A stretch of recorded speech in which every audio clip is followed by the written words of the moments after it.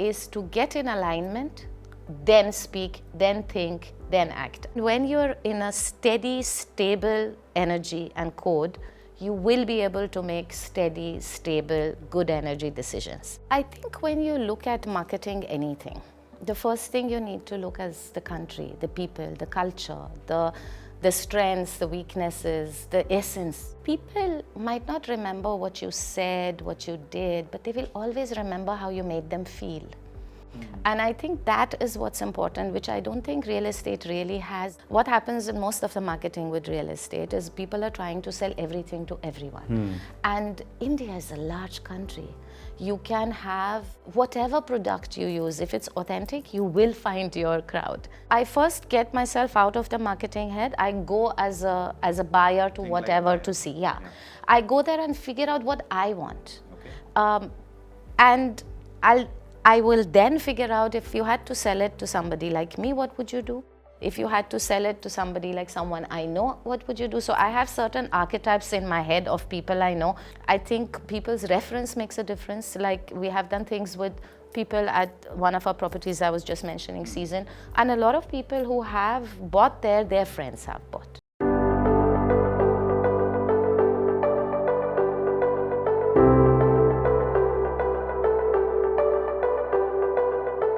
Hello and welcome to the HT Brand Leadership Series, a series of one-on-one interactions with top brands and marketing leaders who share their industry insights and strategies that have helped shape their stories. In this edition, we speak with Anaida Parvaneh, a creative force who wears many hats: singer, artist, entrepreneur, and now Chief Creative Officer at 25 Residences Hubtown. Her journey from the world of music and media to real estate is anything but conventional, and that's precisely what makes it compelling for us. With an innate ability to build emotional resonance, Anaida is bringing storytelling, soul, and cultural sensibility to an industry traditionally driven by concrete and numbers. At 25 Residences, Anaida is curating a space that isn't just lived but felt.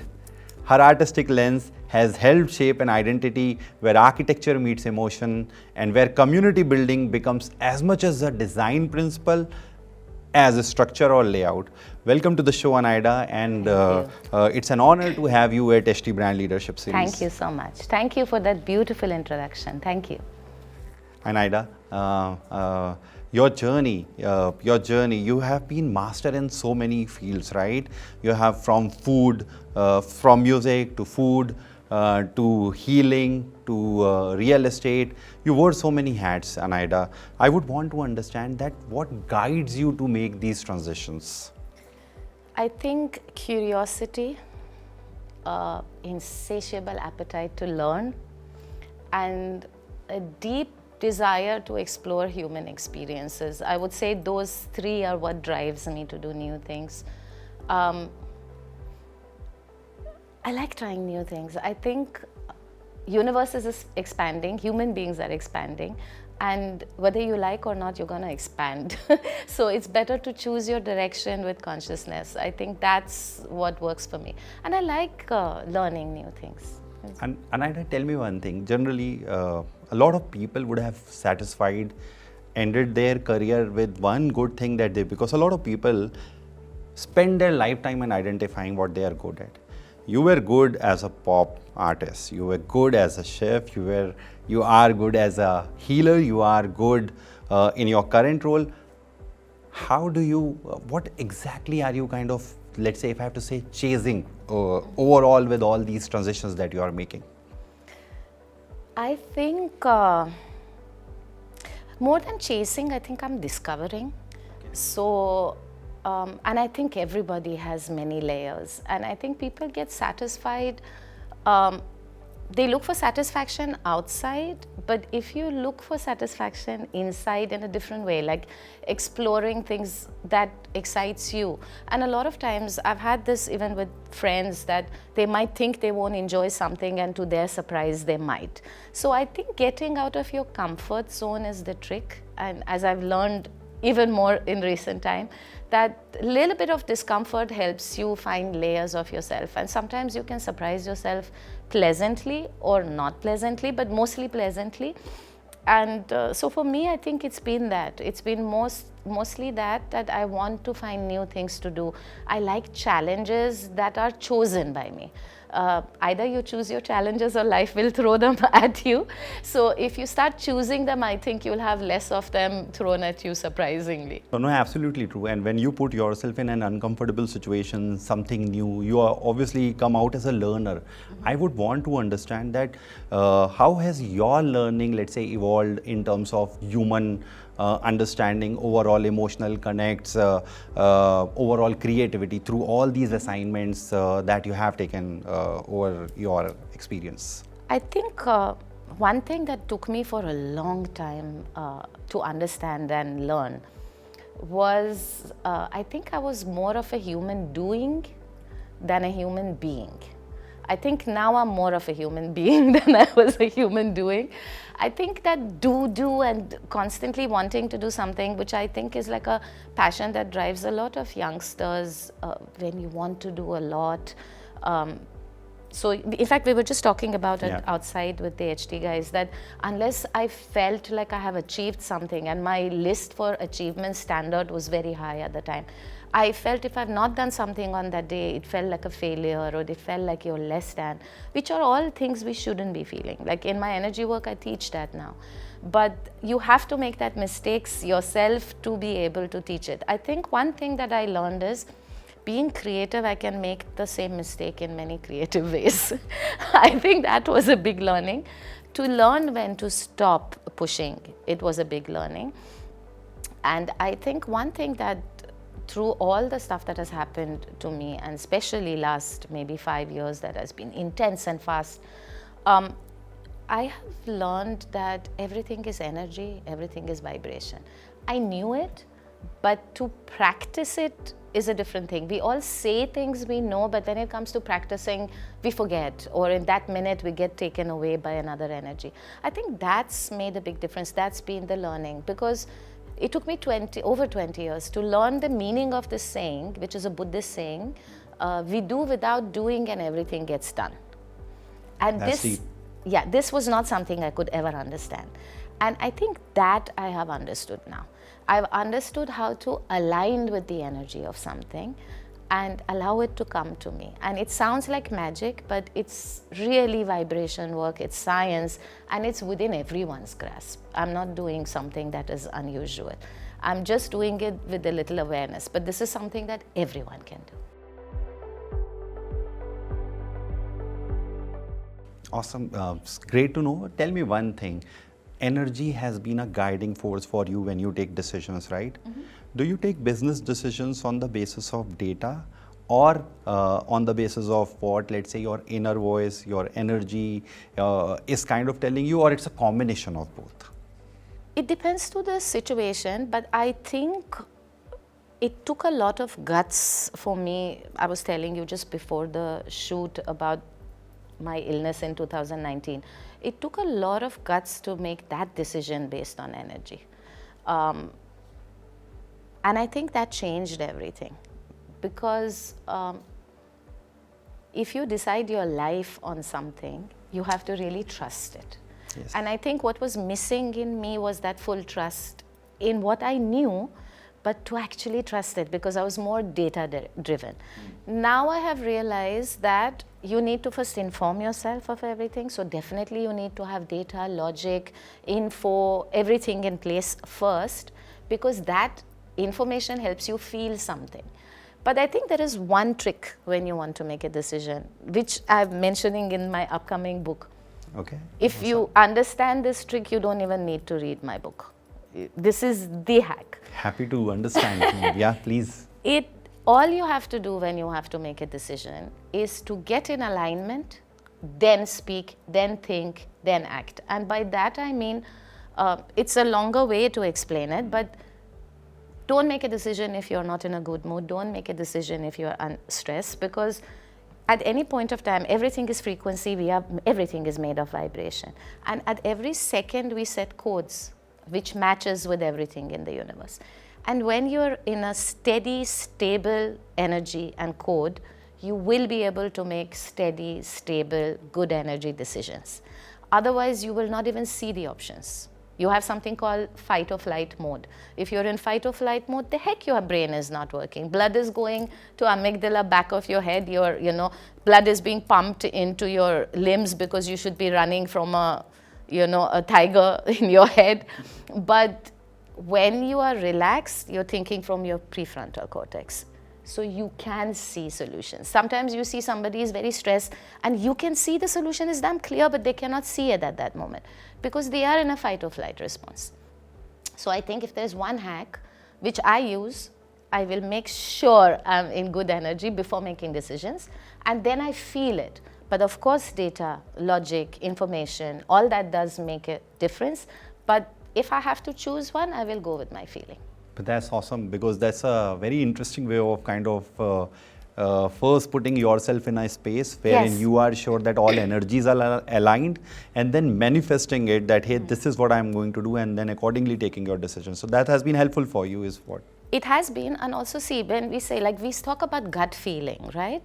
But what we don't talk about, or what people don't teach us, your gut could be connecting to any channel. Right? You're like a radio station, like a mobile, you're like a sophisticated biological robot. So you could be connecting to a good channel, you could be connecting to a bad channel. So if at that point of time you have energy of fear, or something is bothering you, or you're stressed, all the options you will see will be on the stress channel.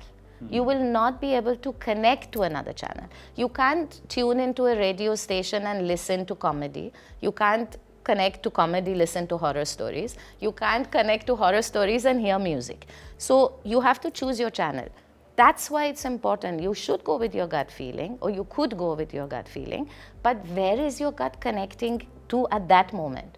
That's why it's important. First, connect yourself to a nice, peaceful channel, then check and see what are the feelings available.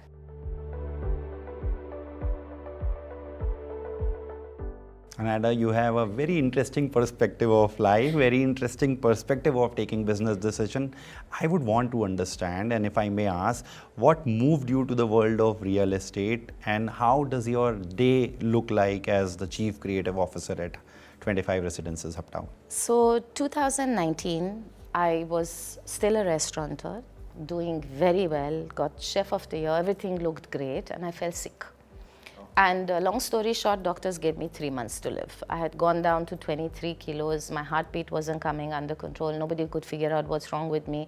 They had multiple solutions of operation, radiation, blah, blah, to get first stable before they could figure out what's right with me, what's wrong with me. And I chose not to do any one of them. And I was so tired, and tired in every way, because physically it was very hard and I was scared. And long story short, I took a chance. I thought that I'm not doing any of these medical procedure. I'm ready to die if I have to, but I'm going to trust energy. And long story short, I managed to recover, which was quite a story I was telling you just before we were shooting.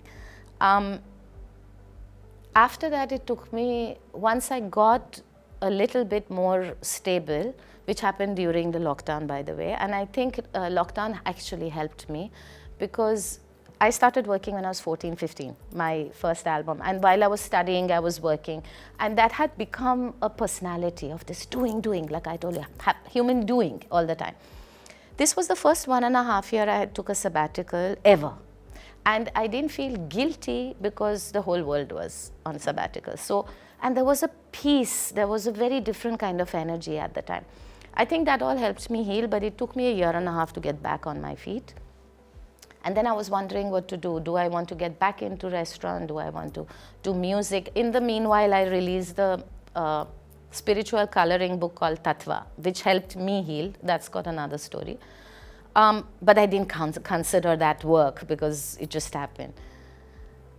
A friend of mine who was in real estate asked me, she had offered me before also with other companies to connect to real estate, but I wouldn't use the strong word now, but I disliked real estate with a vengeance. Like, I had a problem with the line, I think. And during her conversation, 3 times she said this, and the 3rd time I heard it. She said, you need to get out of your comfort zone. And the third time she said that, I heard it. She said, you need a challenge, you become stagnant, everything is easy for you, you need something new to learn, you need that. And the third time she said, I heard it. So I had a meeting with the promoters of Uptown, Killian at the time. Apart from the fact that I felt a connection, once I met his wife, I understood the connection because I kind of feel them together. And I'm sure he was wondering what I'm going to do. I was wondering what I'm going to do. So we did a 3-month contract. Okay. It's the 5th year going now. Going out of my comfort zone taught me a lot. The promoters, both Rushank and Killian, are dynamic. They are young. They are like the blue-eyed boys of the real estate. I really enjoy working with them. They are like brothers. They are my work brothers. And a lot of things we've done is unconventional, but it's been exciting. And my day at real estate at Uptown and 25 residences, I think in a short, have you read Harry Potter? You're familiar with Harry Potter? Yeah. So I think I'm the Hermione of Uptown. That's how I'm like the Hermione. So while I do creative and marketing, I overlook customer experience, loyalty, but I also dabble in designs, office, any of that, wherever they involve me.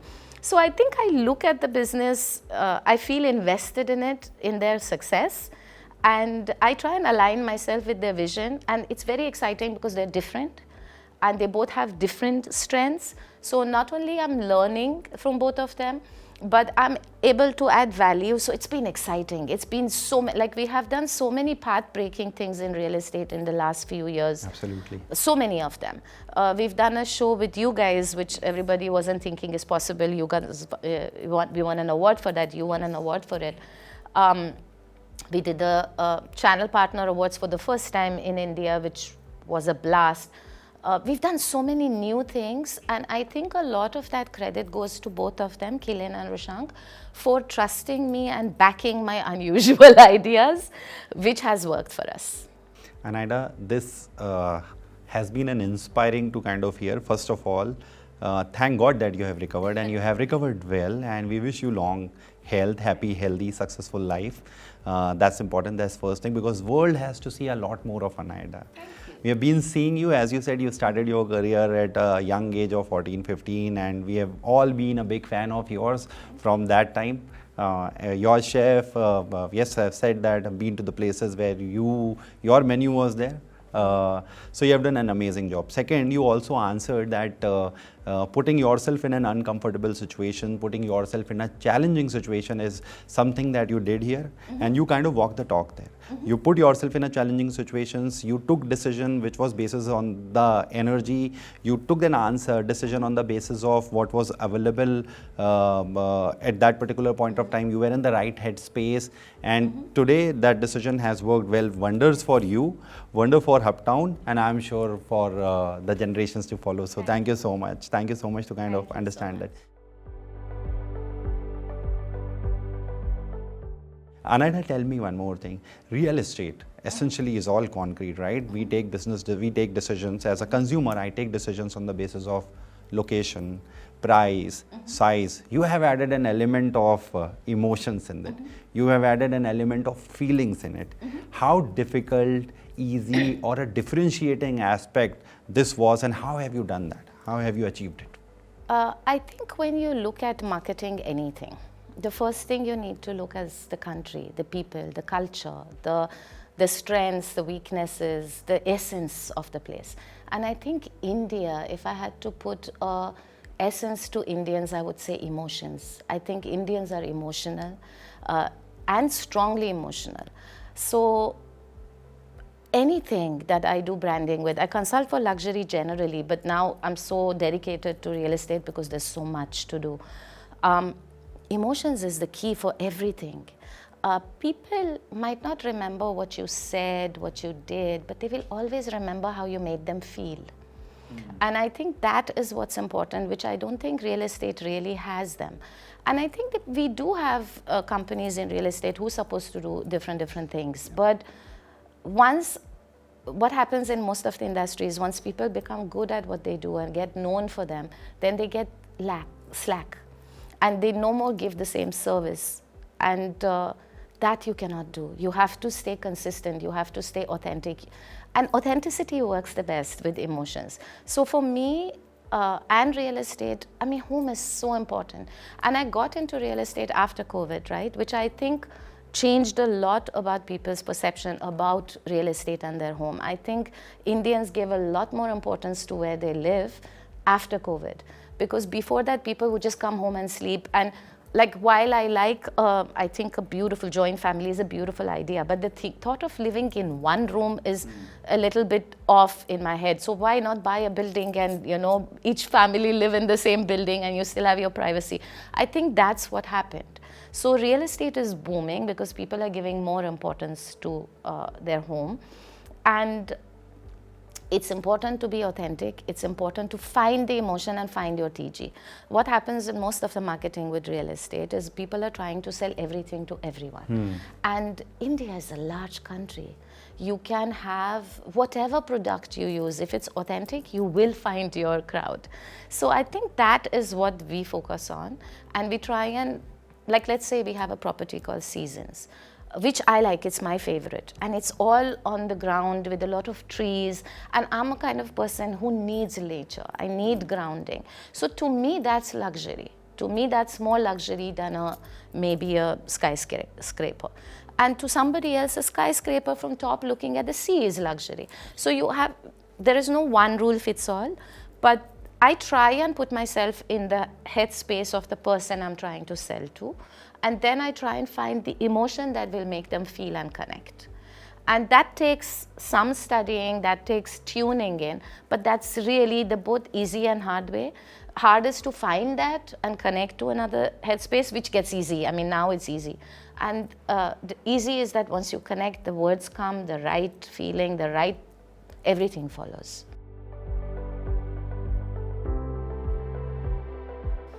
Awesome. Tell me one thing in this. So how do you kind of differentiate how do you do the positioning for your set of clients? What's your brand narrative to them? How do you differentiate that, hey, this particular property stands for this? Or as you were mentioning that, hey, let's say somebody will have a view of, will prefer a top level view and others will prefer, let's say, nature around. How do you kind of create a story around the various projects of Uptown Residence? So first thing I do is go and feel the project. I need to be there. I need to feel when I enter, what's my first impression? Do I want to buy it? If I don't want to buy it, why? If I want to buy it, why? So I first get myself out of the marketing head. I go as a buyer to whatever to see. Yeah. I go there and figure out what I want. Okay. And I will then figure out, if you had to sell it to somebody like me, what would you do? If you had to sell it to somebody like someone I know, what would you do? So I have certain archetypes in my head of people I know who are exaggerated versions of a certain, way of thinking. They are very valuable to me. So I try and think like them, like what would this one do, what would that one do, what they will like. And then I'll build a story around that. And as I said, I make a huge effort to stay authentic in whatever I do. And I've been backed by everyone at Uptown, which is a fabulous thing, because in the marketing place, it's like everybody just exaggerates and says anything just to attract your attention and get you to the property. But when you come somewhere and feel disappointed, it's worse. You lose that person plus whoever they could talk to. So I think I personally give a lot of importance to word of mouth. I think people's reference makes a difference. Like, we have done things with people at one of our properties I was just mentioning, Season, and a lot of people who have bought there, their friends have bought. So I think that's very valuable. So how it feels, and that you genuinely, yes, you will highlight the best things as the best way you can. But if we're highlighting something, we are not lying about it. And I think that makes a big difference. To stay authentic, focus on the feeling, and then be creative how you can present the story. See, absolutely. And this is all about, as you rightly earlier mentioned, that it's all about the intention, right? Intention takes it to the positive energy that is there. So if I ask you overall, if you have to summarize, let's say, how are your intentions shaping up the overall creative energies or overall communication at 25 residences? That is such a beautiful point you just pointed out, such an important thing. So in my upcoming book, I have the beginning of the book starting, set your intention, even for reading the book. I think a lot of things that happens in our life when it's not going right is because we are not aligned with our intention. We say, like, for example, I intend to be well, but I'll focus on illness. I intend to be peaceful, but I'll accept invitation to arguments. We have a lot of actions that don't go with our intentions. So what you're saying is very, very important. I think it's the crux of everything that you said.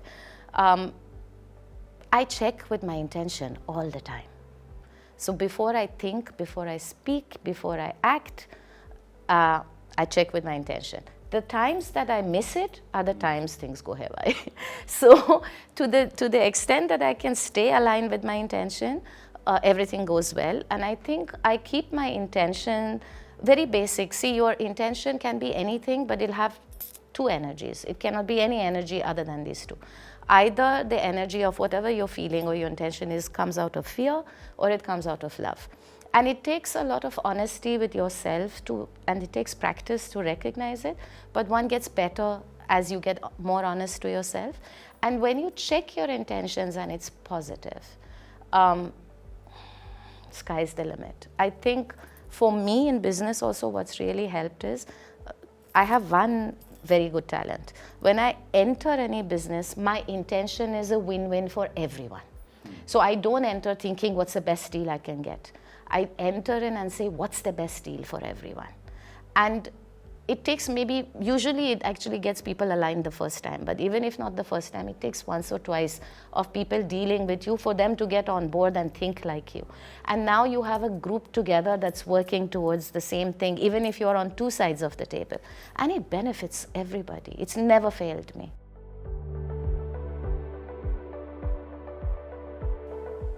Anaida, these are words of wisdom. Tell me, how do we, if let's say somebody is starting and they want to kind of perfect it, obviously it'll come with experience and exposure. How do we start taking decisions the way you are taking in such a calculative manner, which are backed by your intent, wherein you are thinking good up for everyone? How do what is your message to everyone, that how should they kind of approach the decision-making abilities of Anaida? So I'll tell you, again, I'll go back to the single hack that first get in the good mood and then. That's your simple hack. But as I said, I have a book coming up which is talking about 7 powers within everybody. And this is in everyone, and it's our natural state. But because of our programming and conditioning in our world, we have blockages. We have what I call apps in the way, or programs in the way. And in the book, I explain what are these 7 superpowers that you can connect to. I think that just covers everything, more than I could say in one meeting. But I think, first of all, being authentic, accepting the situation, whatever it is, because it is what it is. Checking your beliefs, because sometimes your beliefs are not your way. Having self-love and self-respect in place, because without it, nothing will work.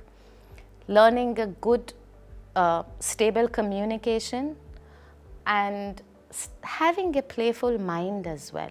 I think it's a bunch of things, but if I had to just make it simple, I'd say first get in the good mood, in an aligned energy, and then do whatever you want to do. First of all, I'm looking forward to buying your book. That's the first thing. Second, tell me, how does your, because you're deeply rooted in spiritual energy, healing work, and how does that help you, let's say, create a better brand, a consumer experience at 25 residences? So I didn't plan on it, it just happened, but I think because of it, I'm able to connect to people at a different level, a deeper level. And as I said, people always remember how you make them feel. So somehow, the deals I make, the people I work with, one, I attract really good people, so I'm lucky. I made some very good people to work with on all sides, including your team.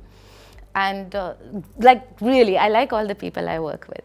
And then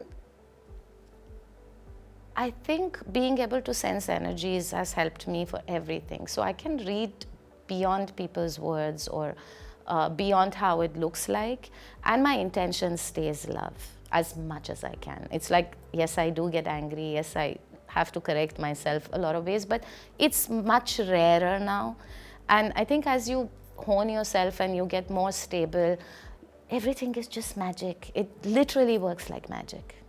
Anaida, I must say that this interaction with you has been super exciting, interesting, as well as enriching for me. Thank you for sharing all your, not just the ideas, but your essence. 25 residences is not just a space, but a statement. We are excited to see what's next. Me too, and thank you so much for this interview. I've enjoyed it a lot. Same pleasure is all mine. Thank you, Anaida, for sharing your vision with us. Stay tuned for more voices from the front lines of brand leadership only on the DHT Brand Leadership Series.